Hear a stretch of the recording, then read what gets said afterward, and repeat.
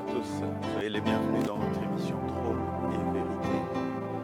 Trône qui représente l'autorité de Dieu, la grandeur de Dieu et la vérité qui représente son cœur. Soyez bénis, prions le Seigneur. Père, nous te disons merci pour ton amour et ta bonté, pour ta grâce qui nous permet d'être en ces lieux et de parler encore à ton peuple. Que nos bien-aimés soient bénis et que ce moment soit béni dans le nom de Jésus-Christ. Amen. Je bénis le Seigneur pour tous ceux qui suivent nos émissions tous ces jours-ci et nous bénissons le Seigneur pour vos encouragements, mais aussi pour votre attachement à Dieu au travers de nos émissions et de cette émission particulièrement Trône et Vérité. Ici, nous sommes en train de parler de la vérité qui délivre. Et laissez-moi vous dire qu'il est très important de comprendre ce que Christ dit dans le livre de Jean chapitre 8. Et au verset 32, il dit « Vous connaîtrez la vérité et la vérité vous rendra libre. » Et ça, c'est très important de comprendre que c'est la vérité qui nous libère. Lorsque nous connaissons cette vérité, lorsque nous savons ce que la vérité implique dans notre vie, elle est capable de nous rendre libres. Alors, laissez-moi vous dire que dans ce monde, aujourd'hui, dans lequel nous sommes, nous vivons tant de réalités et nous sommes face à cette vérité justement de la parole de Dieu qui nous explique et qui nous montre que nos réalités ne sont pas plus grandes que la vérité de Dieu. Voilà pourquoi nous voulons parler aujourd'hui dans notre émission de quand Dieu expose pour élever. Dieu expose, mais il ne nous expose pas pour nous faire du mal. Il expose quelque chose en nous pour nous élever. Pourquoi? Parce que la vérité nous met face à notre réalité. Et lorsque la vérité de Dieu nous met face à nos réalités, c'est ça qu'on peut appeler ou qualifier d'être exposé. Pourquoi? Parce que la vérité expose nos réalités, les situations de nos vies, pour que nous puissions comprendre réellement de quoi il en retourne. Et dans notre monde moderne, être exposé est souvent vécu comme une humiliation, tout simplement parce que lorsque le monde veut t'humilier, il commence à t'exposer, il fait ce qu'il fait et nous le savons très bien. Quand quelque chose est révélé dans notre vie, nous pensons directement à 3 points. 3 choses, on veut me détruire. Nous pensons directement, on veut me détruire. Parce que le monde agit comme ça. Le monde t'expose parce qu'il veut te détruire. Deuxièmement, on veut me faire honte. Le monde t'expose pour te faire honte. Et ça, c'est ce que nous vivons. Et ici, on veut m'abaisser. Donc le monde t'expose parce qu'il veut t'abaisser. Ça, c'est le fonctionnement du monde. Mais dans le royaume de Dieu, selon Dieu, ce n'est pas de ça qu'il s'agit. Il ne s'agit pas de détruire une personne, de faire honte à une personne ou de rabaisser une personne. Ici, l'exposition dont on veut parler, c'est ce qui révèle tout justement la grâce divine. Lorsque la vérité de Dieu vient vers nous, cette vérité nous met face à nos réalités. Et c'est la vérité de Dieu qui, lorsque nous la connaissons, comme Christ dit, vous la connaîtrez et cette vérité vous rendra libre. Cette vérité va vous libérer de vos réalités de tous les jours. Pourquoi? Parce que, imaginez-vous, on vient vous dire, ah, écoute, il y a un problème. Pour réussir dans la vie, il faut que tu commences à faire ceci ou cela. Je ne vais pas citer tout ce que les gens font. Mais, pour toi, c'est une réalité. Tu n'as pas le choix. Tu t'es dit, je veux faire ce que je dois faire. Mais la parole de Dieu vient. Elle dit, écoute mon ami, ce que tu fais n'est pas une bonne chose. Ce que tu fais, c'est être en opposition avec Dieu. Bon, disons-le autrement. L'homme vivait tel qu'il vivait. Il vit toutes ses réalités. Et Dieu donne la loi à Moïse. Il dit, va dire à mon peuple, tu ne tueras point. Les gens qui tuaient sont face à cette vérité qui révèle réellement que tuer n'est pas une bonne chose. Tu ne mentiras pas. Et Vous voyez, et la loi de Dieu est cette vérité qui vient pour exposer ce que nous faisions, croyant que cela était bien. Or, cela n'était pas bien. Donc, la vérité de Dieu est une situation plutôt de grâce divine. Dieu nous accorde la grâce de connaître ce qui dérange nos vies, de connaître ce qui dérange notre existence au travers de la vérité. Vous connaîtrez cette vérité. Car Dieu n'expose pas pour humilier. Dieu ne va pas t'exposer pour humilier. Lorsqu'il expose les situations, qu'est-ce qu'il veut faire par là? Il veut nous purifier. Lorsqu'il expose, il veut nous restaurer. Lorsqu'il expose, il veut surtout nous libérer. Imaginez-vous ces gens qui sont en train de vivre leur vie de tous les jours. Et pour eux, marcher dans le meurtre est quelque chose de bien. Pour eux, marcher dans le vol, dans le mensonge et dans toutes ces choses, c'est bien. Jusqu'à ce que Moïse vienne pour dire non. La loi de Dieu ne tolère pas ces choses. La loi de Dieu n'aime pas ces choses. Cela est un péché. Paul le dit. Si je connus le péché, c'est par la loi. En fait, la parole de Dieu qui est la vérité expose nos réalités, ce qui dérange nos vies, pour que nous puissions être non seulement purifiés, non seulement restaurés, mais libérés de l'influence de toutes ces réalités de la vie de tous les jours.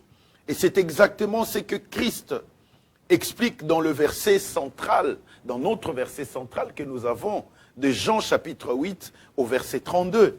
Mais vous connaîtrez la vérité, et la vérité vous affranchira. Ce verset est souvent cité, oui, mais il est rarement compris en profondeur.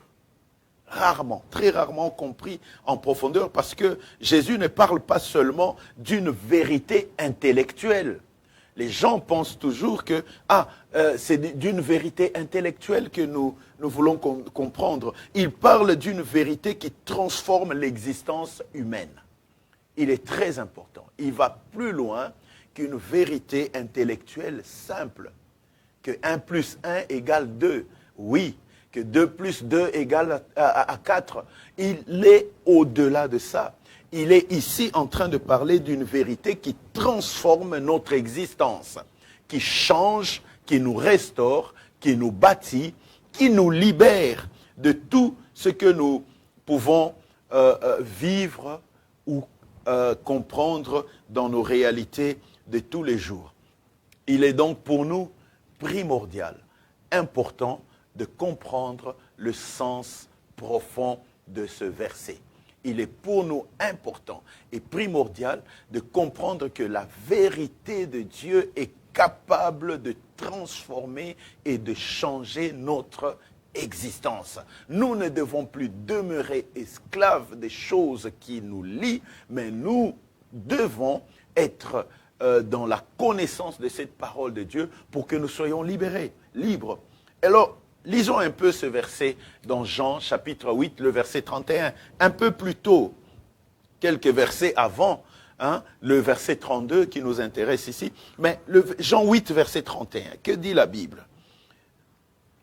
Jésus dit alors aux Juifs qui avaient cru en lui, « Si vous demeurez dans ma parole, vous êtes vraiment mes disciples. » Voyez, si vous demeurez dans ma parole, vous êtes vraiment mes disciples. Et après avoir dit ces choses, c'est là qu'il dit, vous connaîtrez la vérité, et la vérité vous affranchira.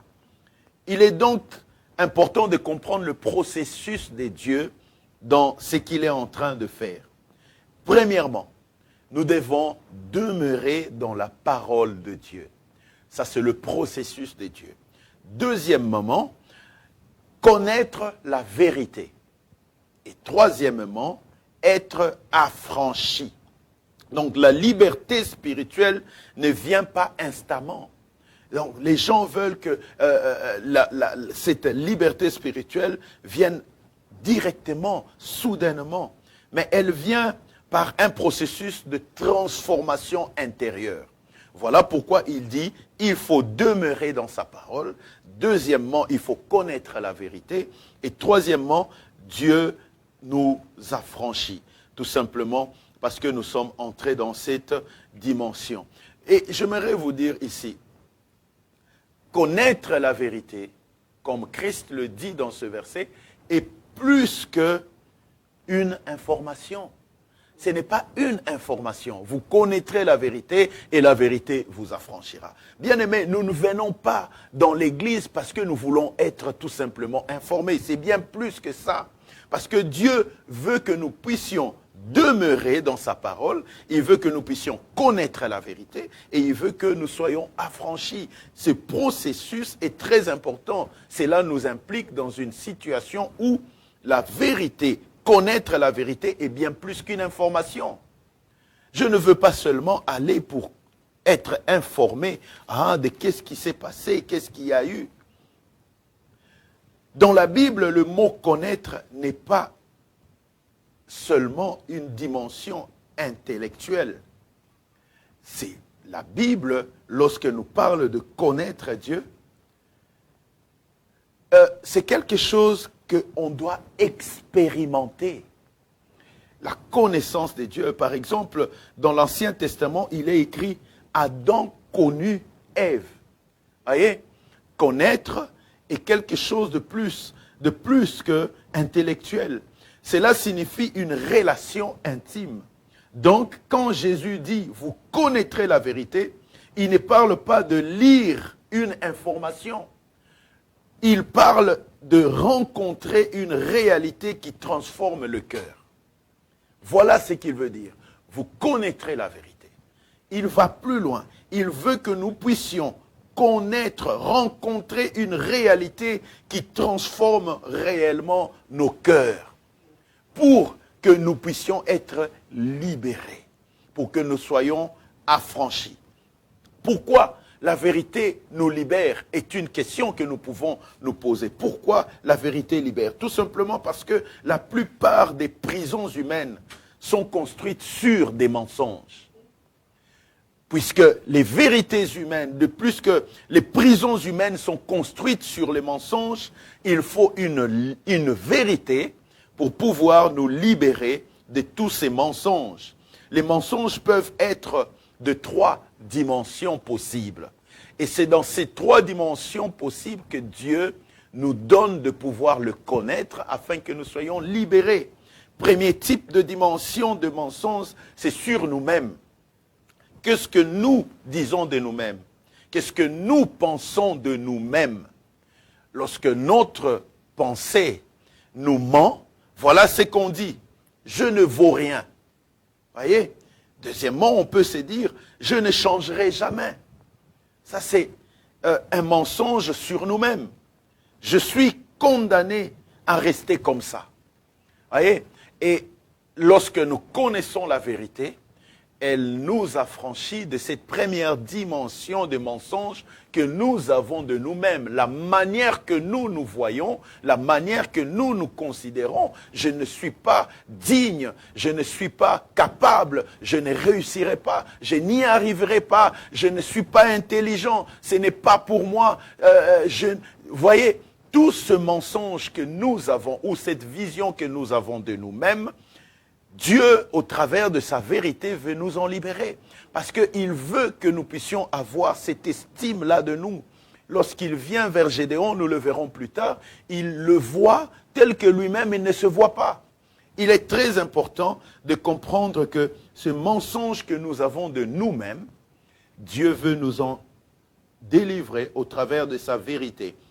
Parce que sa parole nous montre que nous sommes des créatures merveilleuses, que nous sommes faites à l'image de Dieu, que personne n'est inutile, que même ce que toi tu considères que tu es faible, que tu n'es pas capable, Dieu te montre au travers de sa parole que tu as des capacités pour sortir des situations dans lesquelles tu es. Deuxième type de mensonge, c'est ce qu'on appelle les mensonges spirituels. Et les mensonges spirituels sont des mensonges qui sont, comme je l'ai dit auparavant, très subtils qui entrent dans nos églises, qui entrent dans nos vies, qui entrent dans nos maisons, dans nos foyers, dans nos familles, où on met Dieu dans une place que Dieu n'est pas. C'est-à-dire que nous pouvons nous dire, Dieu ne peut pas me pardonner. Donc nous concluons à la place de Dieu. Nous regardons les choses à la place de Dieu au lieu de regarder nos vies selon que Dieu est en train de les voir. Ma vie, on s'est dit, ma vie est déjà ruinée. Pourquoi? Parce que tout ça, au niveau spirituel, nous nous disons, c'est foutu, c'est fini, on n'en peut rien. Ça, c'est le deuxième type de mensonge que la vérité vient combattre.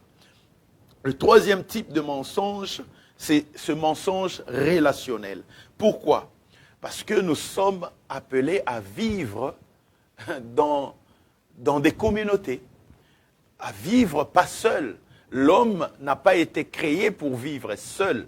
Nous vivons en communauté, dans nos familles, dans nos foyers, en milieu scolaire, au travail, partout où nous sommes en communauté. Mais maintenant, ce troisième type de mensonge qui affecte réellement ce que nous sommes, c'est ce mensonge relationnel. Je dois toujours, on s'est dit, me défendre. Pourquoi? Parce que tout le monde est contre moi. Tout le monde ne me comprend pas. Les gens sont très durs envers moi. Je dois toujours me défendre. Deuxièmement, on s'est dit, je dois contrôler les autres. Pourquoi? Parce que tu t'es dit, si moi je ne le fais pas, et ils le feront. Voyez? Or, la vérité de Dieu vient démolir tous ces mensonges. Ces mensonges, parce qu'il veut nous montrer comment nous devons avancer dans les choses que Dieu nous donne.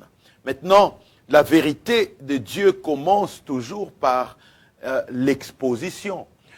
Nous ne connaissons pas tant que Dieu ne t'a pas révélé. Nous ne connaissons pas tant que nous ne sommes pas confrontés aux situations, à nos réalités par rapport à la vérité de la Bible. La Bible vient maintenant exposer les choses, vient nous montrer réellement que ces choses ne sont pas là pour toi, ces choses sont là pour détruire ta vie. Donc avant de libérer, la vérité révèle. On ne peut pas libérer une personne qui ne sait pas qu'elle est liée. On ne peut pas libérer une personne qui ne sait pas que je suis en prison. On ne peut pas libérer une personne qui ne sait pas que je suis dans un problème. On ne peut pas aider ou on ne peut pas guérir une personne qui ignore en elle-même qu'elle est malade. Donc, il est très important que la vérité vienne pour faire quoi? Pour révéler. Voilà ce qu'on dit. Exposer. La vérité expose, c'est-à-dire révèle les choses qui sont en nous, qui sont sur nous, qui sont autour de nous, pour faire quoi? Pour pouvoir nous libérer. Donc, la vérité commence toujours par l'exposition. Avant de libérer, la vérité révèle. Une plaie ne peut être guérie que si elle est d'abord exposée. Voyez, on ne peut pas guérir une plaie si elle ne l'est pas. Un médecin ne peut pas soigner une maladie qu'il refuse de diagnostiquer. Si on n'a pas diagnostiqué la maladie, comment pouvons-nous guérir la maladie? On va te donner des médicaments d'une autre maladie, alors que tu souffres d'une autre. Voyez, il est très important de bien diagnostiquer les choses. Et le fait de diagnostiquer expose la maladie pour pouvoir donner les soins nécessaires. Et il est très important, de la même manière, Dieu révèle ce qui est caché dans notre vie. Des blessures, des attitudes, des compromis, des peurs, non pour nous condamner, mais pour nous guérir. Voilà la vérité qui expose afin de pouvoir t'élever. Dieu ne les expose pas pour t'humilier. Il n'expose pas tes blessures pour t'humilier. Il n'expose pas tes blessures, tes attitudes pour te condamner. Il n'expose pas tes compromis pour te condamner ou tes peurs, mais il les expose pour te guérir. La vérité de la parole de Dieu expose nos faiblesses pour que nous soyons libérés. Alléluia. Ici, nous allons comprendre la dimension de Dieu par rapport à l'impact de la vérité dans la vie réelle. Donc il est très important quand une personne rencontre la vérité de Dieu, plusieurs choses changent profondément. Tu ne peux pas rester le même. La vérité guérit premièrement l'identité. Une personne qui pensait je ne suis rien découvre je suis une créature voulue par Dieu. Parce que la vérité guérit ton identité. Deuxièmement, la vérité libère des chaînes intérieures. Des personnes vivent enfermées dans la culpabilité, la honte, la peur, mais quand la vérité pénètre leur cœur, les chaînes tombent. Donc il est très important de comprendre, troisièmement, la vérité donne une direction. Lorsque nous connaissons la vérité, beaucoup de personnes vivent aussi dans la confusion. Mais quel est le sens de ma vie, nous nous posons? C'est une confusion. Pourquoi suis-je ici? Mais la vérité divine donne une orientation. Et il est très important pour nous de comprendre que la vérité de Dieu expose pour élever, pour nous sortir de tous ces flous, de toutes ces situations. Donc, c'est ici que notre thème prend tout son sens, effectivement. La vérité qui expose pour élever, ça prend tout son sens parce que si la vérité libère, alors Dieu doit parfois exposer ce qui nous enferme. Voyez, il n'expose pas la personne, mais il expose ce qui t'enferme, ce qui te lie, ce qui te bloque, ce qui t'empêche d'aller de l'avant. Regardons un peu ces 4 exemples que nous allons donner. Premièrement, David. David, le péché de David. Le péché du cœur. Ici, Dieu expose le cœur avant de confier une autorité durable. Il est très important. Lorsque nous lisons dans le livre de 2 Samuel, chapitre 12, verset 7, nous voyons ces choses. Et moi, je vais lire juste une petite paragraphe de ce verset. Nathan dit à David, tuez cet homme. Voilà, je vous explique. Pourquoi je cite juste cette petite partie de ce verset. Nathan dit à David, Nathan le prophète, il dit à David dans 2 Samuel chapitre 12, verset 7, tu es cet homme. David était déjà roi. Un roi choisi par Dieu et respecté par le peuple. Voyez? Mais lorsqu'il tombe dans l'adultère avec Bathsheba et fait tuer son mari Uri pour cacher son péché, son cœur s'éloigne de Dieu. Il s'est éloigné de Dieu. Et pendant un moment, pendant un temps, tout semble caché. Voyez? Mais Dieu envoie le prophète Nathan pour confronter David. Nous avons parlé la fois passée de la vérité qui nous confronte pour nous libérer. Ici, David pensait qu'il avait un bon programme. Personne ne le voyait, personne. Tout était caché. Pendant un moment, tout semblait sous contrôle de David. Et souvent, nous sommes dans cette situation. Lorsque nous sommes dans cette situation, alors nous marchons et nous pensons, oh oui, mais écoutez, quand Nathan déclare, tuez cet homme, voyez, Dieu expose le péché du roi. Ce moment n'est pas destiné à détruire David, mais à restaurer son cœur. Voyez, David a prononcé sa propre condamnation. Parce que si Dieu était venu lui dire, David, qu'est-ce que tu as fait? Voilà ceci, cela. Il allait commencer peut-être à se justifier. Mais Dieu est venu au travers du prophète Nathan pour lui dire, lui raconter une simple histoire. Il y a un homme dans ton pays, ici, qui, en recevant les visiteurs chez lui, fait tuer la brebis, la seule brebis que possédait un fermier ou un élevateur, un agriculteur dans ta ville. Comment il s'est fâché, David? Et voilà pourquoi le prophète a dit, cet homme, c'est toi David. C'est toi David. Voyez, contrairement à Saoul, comme nous l'avons vu la fois passée, Saoul s'est justifié. David ici reconnaît immédiatement sa faute. Dans 2 Samuel chapitre 12, verset 13, il dit, j'ai péché contre l'Éternel. Voyez, il a reconnu directement sa faute. Il a reconnu immédiatement son péché. Il le dit, j'ai péché contre l'Éternel. De cette repentance naît une transformation profonde exprimée dans le livre de Psaume chapitre 51. Vous pouvez lire chez vous. Et au verset 12 du chapitre 51 de Psaume, il dit, ô Dieu, crée en moi un cœur pur. Pourquoi? Parce que tous ces projets venaient de son cœur. Et lorsqu'il a commencé à projeter ces choses, Dieu est venu vers lui. Il a exposé le cœur de David avant de lui confier une autorité durable. Pour que Dieu te confie une autorité durable, il va exposer ton cœur. Est-ce que dans ton cœur, il y a l'orgueil? Est-ce que dans ton cœur, il y a des mauvaises pensées?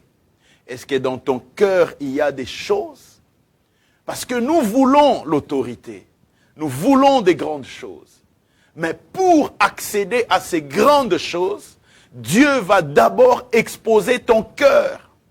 Il y a des gens qui n'arrivent pas à aller loin dans la vie parce que leur cœur, lorsque Dieu le regarde, la Bible dit c'est tortueux par-dessus tout. Qui peut le connaître si ce n'est que Dieu? Alors il exposera ton cœur. Des fois tu n'arrives pas à émerger parce que dans ton cœur tu t'es dit, quand je vais arriver, ils vont vivre, ils verront. Il y a tant de choses qui sont dans ton cœur que la vérité expose, que la vérité doit exposer pour ton élévation.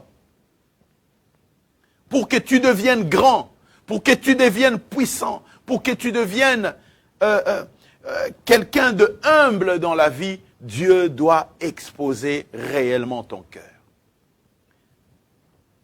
Bien-aimé, Dieu expose parfois notre cœur pour purifier nos motivations. Quelles sont les motivations que tu as? Dieu veut les purifier aujourd'hui. Car une autorité spirituelle durable ne peut pas reposer sur un cœur compromis. Impossible. Si ton cœur est compromis, alors Dieu ne te donnera pas l'autorité spirituelle qu'il faut. Et si tu as l'autorité par toi-même, ça ne sera jamais durable. Et cela est très important. Voilà pourquoi David, qui est appelé à réaliser des grandes choses, Dieu doit d'abord commencer à exposer son cœur. Il fut un grand roi, mais il n'avait pas à bâtir le temple. Pourquoi? À cause de son cœur. On dit souvent, parce qu'il a versé beaucoup de sang. C'est ce que dit la Bible. Et l'expression veut nous montrer tout simplement que lorsque Dieu expose ton cœur, il y a une autorité durable qu'il veut former en toi. Parce que si ton cœur est compromis, il n'y aura pas cela. Alléluia. Deuxième point. Dieu expose la faiblesse pour créer l'humilité. Lorsque nous regardons Pierre, nous voyons que Pierre avait une faiblesse, mais cette faiblesse était cachée. Voyez? Nous avons dit dernièrement que Pierre avait cet orgueil. Parce que dans le livre de Luc, chapitre 22, au verset 61, le Seigneur s'est retourné. Nous avons vu cela, il s'est retourné et il a regardé Pierre. On dit le Seigneur se retourna et regarda Pierre. J'aimerais vous dire quelque chose. Pierre était passionné et profondément attaché à Jésus. On le voyait partout avec lui, n'est-ce pas?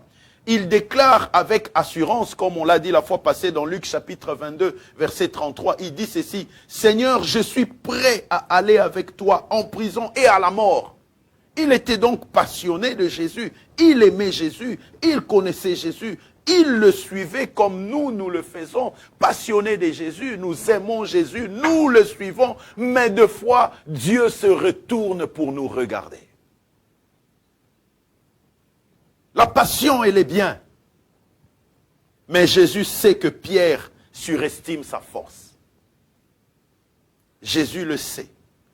Il lui annonce qu'il le rénierait 3 fois, qu'il le réniera 3 fois. Quelques heures plus tard, sous la pression et la peur, Pierre nie connaître Jésus. Voyez, l'homme qu'on suit avec passion, l'homme qu'on aime passionnément, lorsqu'on commence à prier, on se dit, oh, quelle passion nous dégageons lorsque nous prions, lorsqu'on prêche, quelle passion nous dégageons. Mais quelques heures plus tard, à cause de la pression, à cause de la peur, Pierre nie connaître Jésus. Il a oublié que celui qui déclarait quelques heures auparavant que je suis prêt à aller même en prison avec toi et même à la mort. Lorsque le coq chante, Jésus se retourne et le regarde.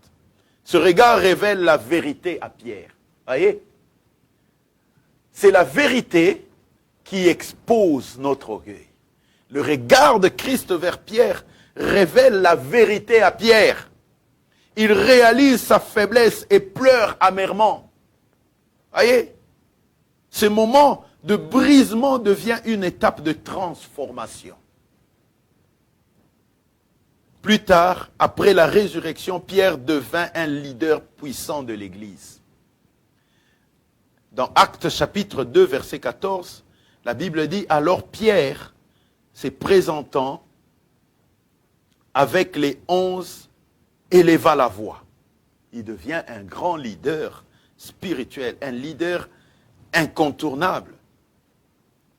Vous savez, ce que nous pouvons tirer comme leçon ici, c'est que Dieu expose parfois nos faiblesses pour nous libérer de l'orgueil. Nous devons comprendre. Des fois, nous sommes tellement orgueilleux que Dieu, pour nous libérer de cela, doit exposer nos faiblesses. Parce que l'orgueil, comme on le dit dans la parole de Dieu, précède souvent la ruine. Et Dieu ne veut pas te voir ruiné. Il ne veut pas voir cette passion que tu as être ruiné. J'ai vu des frères et des sœurs, parce qu'ils passent autant de temps dans la prière, se moquer de ceux qui n'y arrivent pas.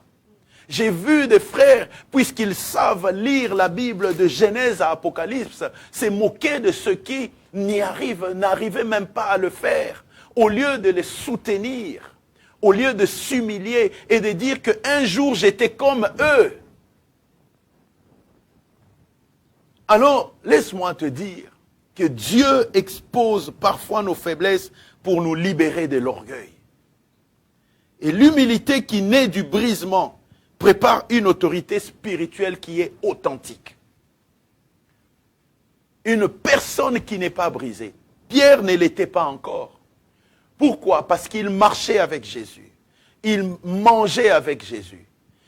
Tout ce qu'il faisait, dans la plupart du temps, était pour le Seigneur.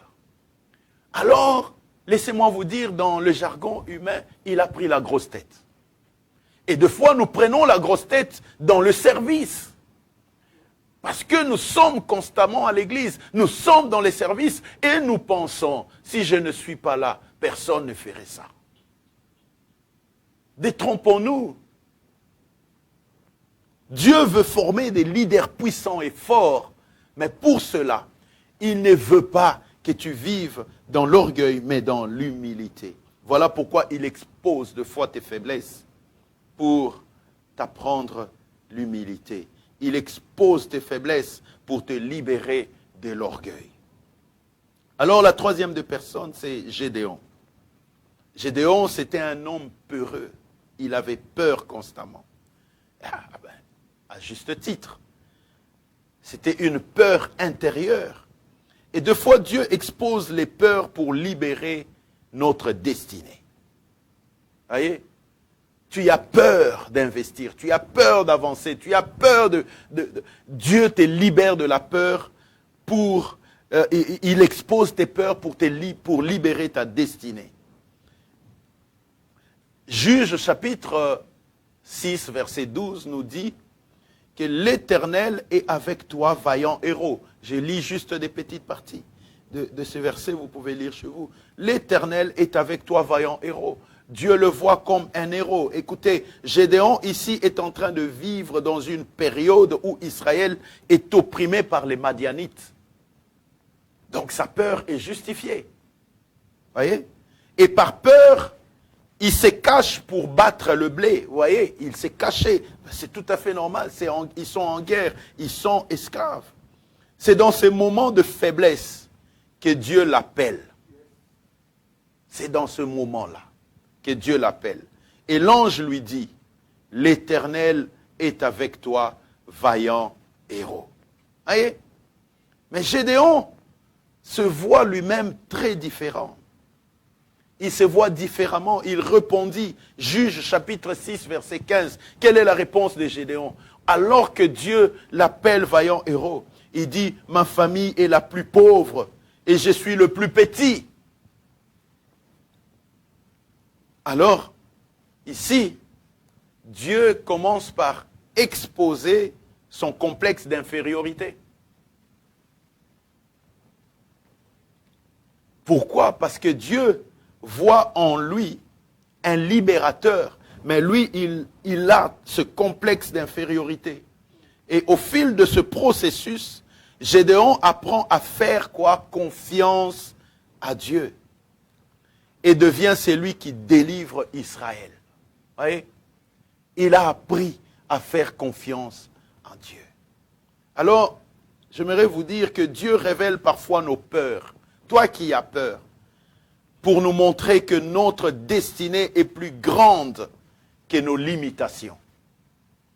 Il révèle parfois nos peurs à cause du fait que nous avons un destin. Nous avons une destinée. Et cette destinée, elle est plus grande que les propres limitations que tu te fixes.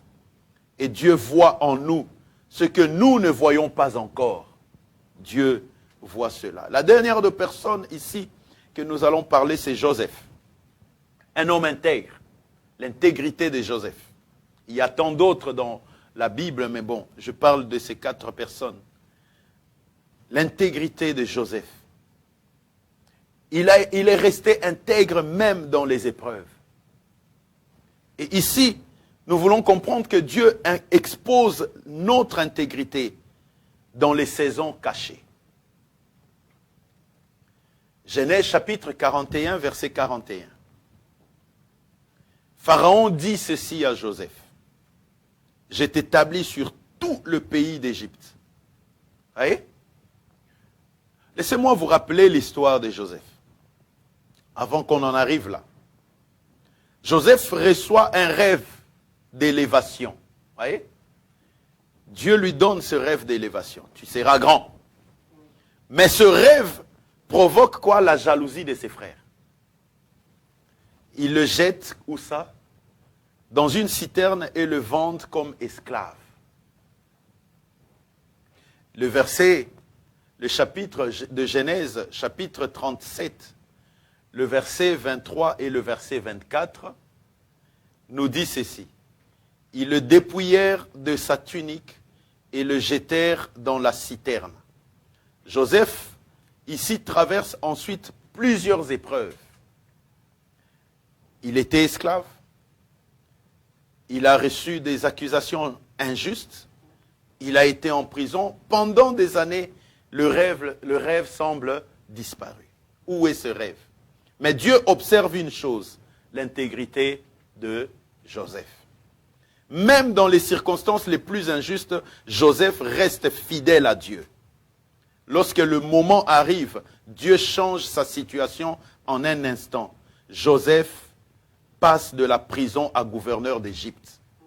Ce que nous devons savoir ici, c'est que Dieu ne prépare pas seulement la position. Il prépare la personne qui devra porter cette position. Il est très important pour nous de comprendre cela. Et l'intégrité dans les saisons cachées prépare l'élévation publique. Pourquoi? Parce que la vérité précède toujours la liberté. Donc nous devons savoir cela. Dieu nous appelle à poser cette question chaque jour. Quelle vérité Dieu essaie-t-il de me montrer en ce moment? Quelle vérité? Peut-être une attitude à corriger, une blessure à guérir, un pardon à accorder, une peur à dépasser. La vérité peut être inconfortable, bien-aimé, mais elle est toujours libératrice. Voilà pourquoi Dieu nous appelle. Il ne t'expose pas, il n'expose pas les choses pour te faire du mal, mais parce qu'il veut te libérer. Alors prions ensemble. Dis avec moi, Seigneur, donne-moi le courage de regarder la vérité. Expose ce qui doit être guéri. Corrige ce qui doit être corrigé. Libère-moi des mensonges que j'ai crus. Que ta vérité transforme ma vie au nom de Jésus-Christ. Amen. Bien-aimé, la vérité de Dieu ne vient pas pour t'accuser. Elle vient pour te délivrer de tout ce qui t'empêche de devenir la personne que Dieu a prévue.